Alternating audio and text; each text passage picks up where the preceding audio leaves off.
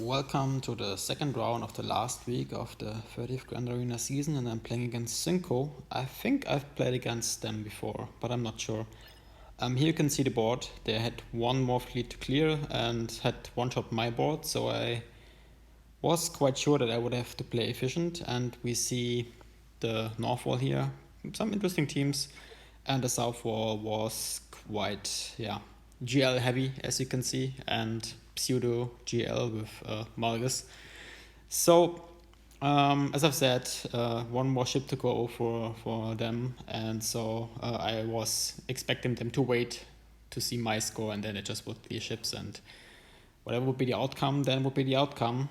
So there was a bit of pressure in this match because I wasn't motivated from the last round before that.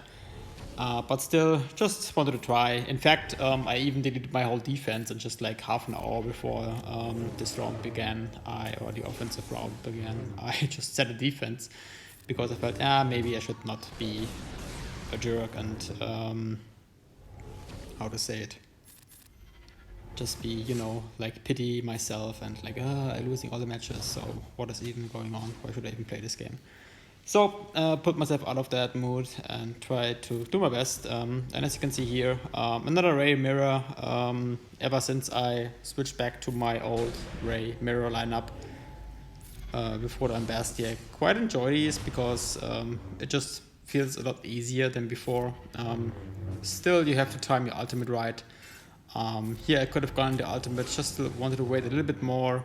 But it's also risky because if you time it wrong then, or like do it wrong, you might end up in a situation where you go into ult like I do here, and she has also her ult ready, and you might be in a pity because you get out of yours, she goes into hers, and it can be dangerous, especially with the accelerated damage. But in this case, my goal was to take out the side, so her accelerated damage doesn't matter because she's just by herself, so the ult damage is quite the same as it was before Datacrons, and so I felt quite comfortable playing like that. Bastia was damage immunity, but not a problem. Could land some ability block, which is key for this team, I think, just to control Ray a little bit more, to avoid getting like wobble left and right. Because sometimes there are situations where you can't really, how to say it, predict if she has it or not, because the match goes down, someone is in the damage threshold that triggers it, and suddenly you have to deal with one. And so ability block is your friend in these cases. So, and then she's in her out, I'm in mine, she comes out of hers first, so no big problem here. I'm buffing up Ray a little bit before coming out of ult, and so then the match is over. Not the best banners, but it was a one shot, which was the thing I was looking for. Then the next match is versus Kylo. I debated with myself if I should use a counter that is a little bit, I don't know, more elaborated, like JML or I don't know, something else. But then I decided, okay, I have this Lord Vader here, and I guess I won't use it for anything else, and so I guess I just played solo, and it's a quite straightforward battle, but it takes a while, and I split it up. It can be risky at times, depending on, I'd say, how the battle goes down and how fast Kylo is to charge his ultimate, and like his siphon and his stacks of siphon and siphoning away. So the longer the battle takes, the riskier it gets, I would say, but also for the other way around. The longer the battle takes, the more damage you do with Lord Vader, at least after getting your ults right, and then it can become also a little bit risky for them. Yeah, but as you can see, I'm in yellow already, so at this point it feels a little bit risky, but the health steal on Lord Vader is just the real weapon.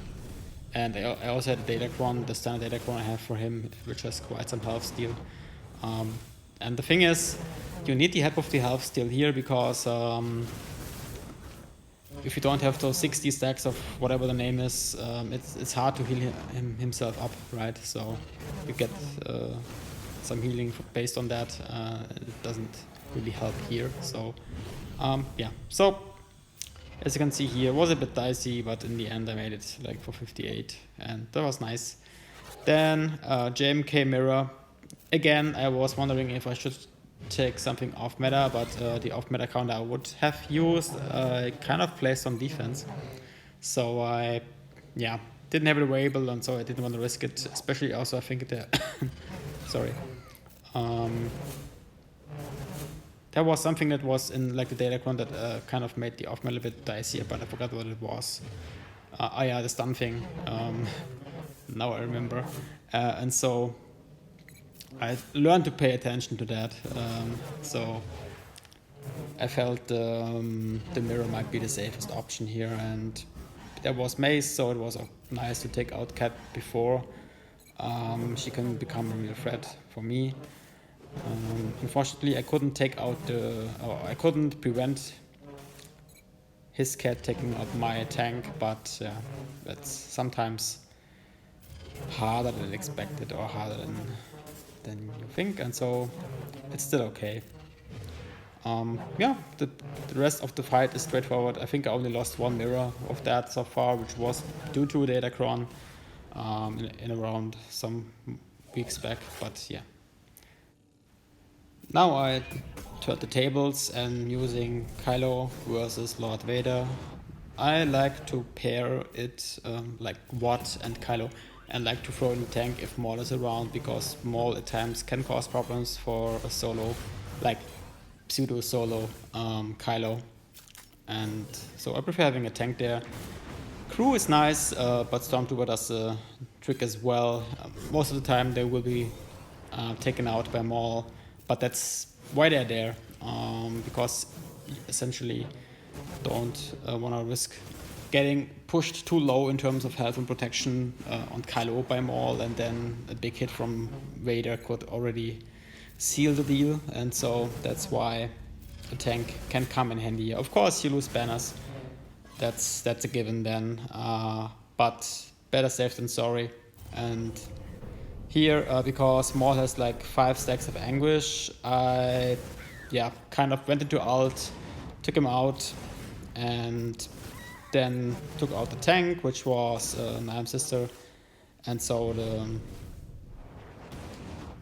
main concern of myself was now just like getting back to ult charge, which was a bit dicier gameplay, I guess. But then again, with tank tech, it's still okay because you regain some protection, you dispel the debuffs, so it's okay. Even the one-on-one situation is kinda handleable. Is that a word? Under control. Let's put it like that. As you can see, charging my ult bit by bit. Currently, Lord Vader is in ult, but because of tank tech, I can survive, and so no big issue here. It just takes some time, which is a little bit like the draining bit of this fight, but overall straightforward. So now I have 3 stack, my ult is full, 3 levels of ult charge, so I go into ult. And as you can see here, again, health steal is kind of the thing that keeps Lord Vader in the match. Usually would have been dead by now, but he heals himself up quite a bit, and so it comes down to the last seconds almost of this fight, because it just feels like Kylo doesn't do the damage that he should be doing, but it just takes time for him. He then eventually will ramp up, and then it doesn't matter how big the health steal is, because suddenly there is no health anymore. But yeah, as you can see, it's constantly going back from almost gone to almost full health again, so that's annoying. But in the end, I managed to take him out. Just a matter of seconds, 13 seconds to be precise, and very bad banners, but a one-shot. Then versus this, Malgus, which I'm still not sure if he's good or bad. I use Starkiller. Of course, this is a little like limited comp. There is no TM gain for Sif because Malk is there as well, but it feels still okay. As you can see, trying to get out Darth Vader, Darth Revan first. Because I think he's one of the bigger threats. Then it's just like between Malak and Malgus, whoever falls easier. But in the end, Malak is more annoying, I think, compared to Malgus, especially with his drain, which can make life miserable. And yeah, just overall, its annoyance as a tank is a bit, yeah, more demands more respect than Malgus, I think. So as you can see, Malak took out my EP, which was unfortunate, but yeah, that's what it is. And now it's just 2-on-1, and it feels a little bit like it's going on forever. And Starkiller doesn't do as much damage, I guess, because it's decreased the amount that Darth Malgus is taking, so to say. But it really feels weird, to be honest. I still have to go through the kit again, and what exactly triggers the protection regain and all these things. I guess you all who watch this video will know this, but as I said in other videos before, I don't have that much time anymore to focus on these things because of work and all the other stuff that are happening in life. And I can deal with the complicated kits, but if you also have to think about data grounds and all that kind of stuff, it's still too much for my old brain. But eventually I get him down, at least for 51 banners. But yeah, this is the back wall, nothing too threatening here. So I was then focusing on the north wall to one-shot everything, and that's what we will look at now. Looking at now, there was again, I think it was a level 9 Datacron on this CLS team, and yeah, I've said it before and I can say it again. I think also other content creators said it. The times of CLS and defense might be over. Finally. You still see it from time to time, I guess, because of the Datacron and they look powerful. But Iden is just such a hard counter, I have to say. And the funny thing is, I think it's also time to remod Iden for many people. Just pull him off from defense, so you don't have to mod for potency so much. You can just go on raw offense, which I think is even better for her. You can want some potency, but I think just go for a raw offense and just like one-shot people with her. Just the damage she's doing is amazing. Then there was this JKL level 9 Datacron as well, with the extra turn or bonus turn he gets when he uses a special. So I took in JML, didn't want to risk anything, and I think they didn't even get to go here, which is nice. So all the Datacron glory for nothing. But still, if you don't have the right counter for this team, it can be really hard to take out. Then we have Bam Han Chewie, a team I placed myself as well on defense. Here, stupid, yeah, you can do this for the debuff and the effects that come with it, but other than that, trying to stun them is a bit stupid. But then you take out Chewie, then you take out Bam, and then you take out Han, and then the match is over for 55, sorry, banners. A little bit too optimistic here. Then a very old school counter versus this kind of, yeah, interesting, or like, I would say it's kind of a filler team. That still can be annoying.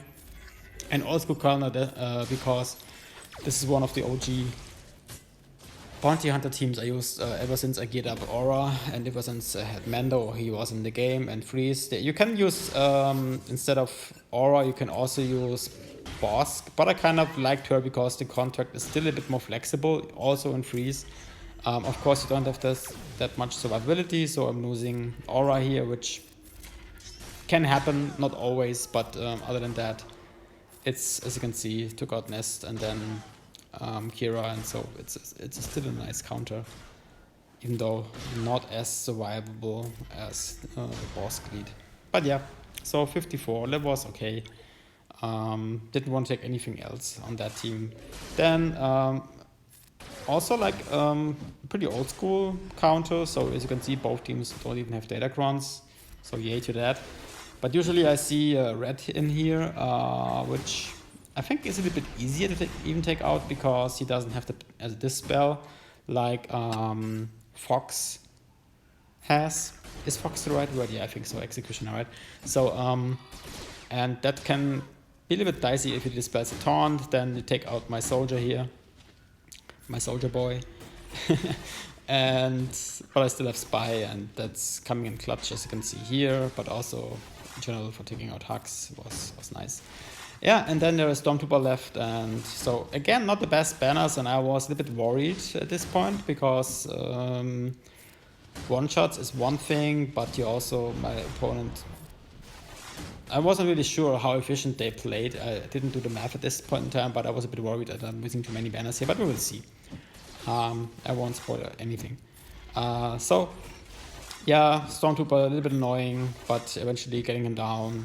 52 banners, again, not the best banners, but one shot. And then I was feeling cute.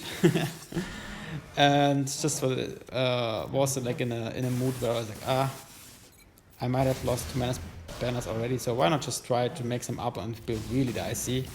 Which you can do by using Malak here against team that has ability block, shock, prevents from healing and all that kind of stuff. And of course when they're shocked, you kind of tempted to not use the drain from Malak, but it's the only real source of damage he has. Basti could have been gone by now if I would have used drain here. So that was a bit dicey.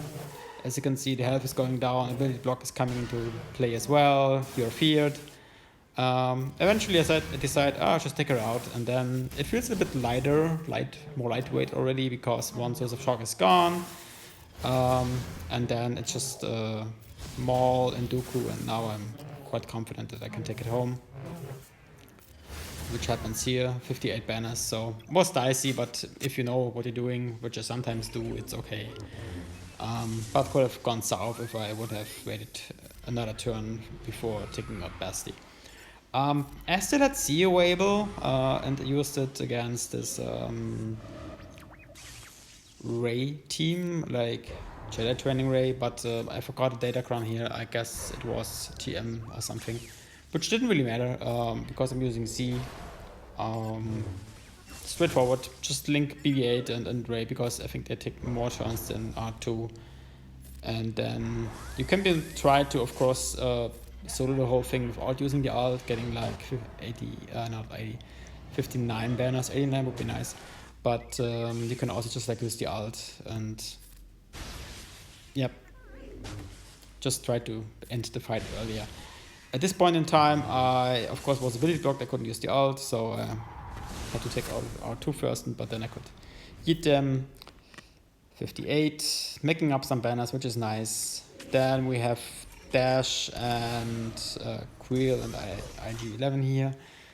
I tried to use something I hadn't tried before, which I felt confident of using, which is Padme, and you can see why, because she just one-shots people, or the team one-shots people, if they are not like evading. Even GK can do damage here, isn't that nice? And so it was just a very quick counter. Again, lost 3 banners here, but I didn't really care, just wanted to have fun at this point in time. Then I think this is the second to last battle on the ground. I was faster with my Gideon, so I used them to strip down Terminator, take out Sam, and then then the troopers are rolling, and so it's quite easy to take out Boba as well. So this counter, I think, still, if you don't have the right teams, as any counter in freeze is difficult, but if you have some teams, it lost its edge, I think. And then I overkilled this team, which was the last ground battle, with my CLS, with the level 9 Datacron, and it's just, you can see the damage, like, it's just ridiculous. But it makes, that's fun. And before going into fleets, I don't want to spoil the results as of now, how it looked like. I just want to do the first battle so we get a better idea of how the banners are looking like, because my opponent already had done 2 fleet battles. First match is against Malvarans, and as you can see, using Negotiator, and it's a little bit dicey, or I play a little bit dicey here. I can heal up my Anakin. He can do his shenanigans. Then the Bomber can do the shenanigans. Now I can heal up a little bit, or like get my second life. I forgot the name. Too many abilities in this game, and I'm either like mess them up or mix them or forget about the names. But I know what I'm doing. That's the most important thing. Up my ultimate or like pseudo ultimate, and then yeah, got bad banners here in this fight, which was a little bit annoying. I played it better already in other matches, but here it was like, ugh, what's going on? And here we can look at the banners. He's 56 banners ahead, and I have one more fleet battle in front of me, which was kind of nice to know. But he also plays this kind of very offensive version of Executor. And so I thought, okay, I have to use Rebels here. And unfortunately, it didn't play as planned. Last time I played it, I got, I think, 72 banners. And this time it was a bit hard. Almost lost Venom Falcon here, but barely made it. So then Houndstooth came out. I brought out Cassian, then focus down Xanadu, got that out, focus down RC now, or at least that's the goal. But still, you always have to, wait for the sticks that are throwing in your gears, or the hardships that come from Executor, such as healing up RC and giving it foresight. Then they got ult, of course, which makes it, or like this second, not ult, but this second contract, put it like that, which makes the even more difficult because you have kind of a permaton to deal with now. Then Slave 1 comes out, and it looks really bad. But at least I can bring out this the bomber, get my protection removal on Houndstooth and can take it out. So that was nice. And then I thought, maybe I can one-shot this thing. Let's see. Then I would be ahead for the last fleet battle, and so that would be nice. But as you can see, I'm losing ships left and right. It's 2 versus 1, and my goal was at least take out RC, but then another bomb from Slave 1, and so got at least 5 banners. That was nice. And then I took in a cleanup here. So I used first order, as you can see. Because there was no reinforcements on the other ship, and I also didn't use reinforcements in my fleet because I didn't really feel like this fleet is a threat. So I just take out Slave 1 and then focused out RC, and then it should be good.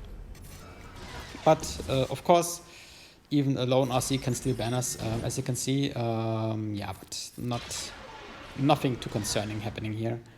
It's just a little bit annoying that I have to clean the whole thing up, because I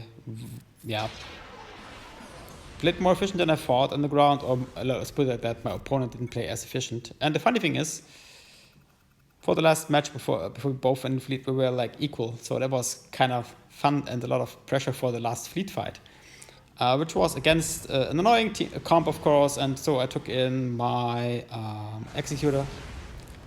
And I think I only had 1 reinforcement slot filled.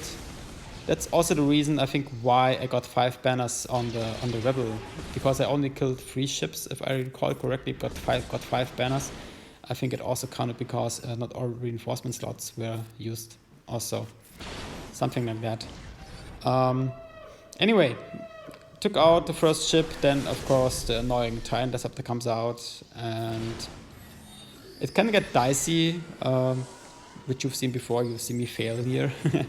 But it's dicier when it's Thrawn. Here it's Tarkin, so it's not as dicey. What is a better word for that? It's manageable, doable, I don't know. And so I healed up Xanadu, then called to assist on TIE Interceptor. I healed up because I didn't want to bring reinforcement. I also wanted to get some banners back, and so I hope that would work. But then another annoying ship comes out, which is the shuttle from our friend, the Emperor. But it's not as annoying because TIE Interceptor is not here, so you can just take out 1 by 1. And in this case, I focus down Vader, then the gauntlet thingy from Gar Saxon. And now I got my ultimate, playing it safe, ultimate, stunning the shuttle, and then taking it out. And so I got 73 banners here, and which results and I think 2031 banners for me. And so I had to wait for my opponent to go, and now we're looking at what they are doing. So fight is running. He had a Raiders fleet. I guess he saved, or they saved rebels for that, I would assume. But the fight took quite long, to be honest. And when it was over, I won by one banner, which was fun to see. And yeah, so that was quite a fun round. So thanks for watching, and see you in the next round. Again, playing against TJ would be fun. So thanks for watching. Bye.